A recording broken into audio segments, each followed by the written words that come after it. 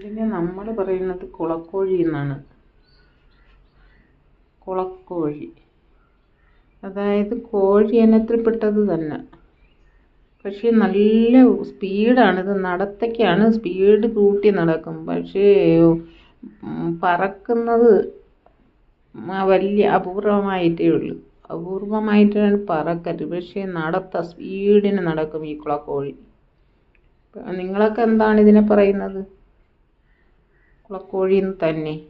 ചോറ് നമ്മളിട്ടിരിക്കും കിളികൾക്കൊക്കെ തിന്നാൻ. ഇപ്പം കിളികളും ഈ കോഴിയും എല്ലാം വന്ന് തിന്നും. കുളക്കോഴിയും പല പല സൈസ് കിളികൾ വരും. കൊക്ക്, പിന്നെന്തിനാണ് കൊക്ക്, പ്രാവ്, പിന്നെ ഉപ്പൻ,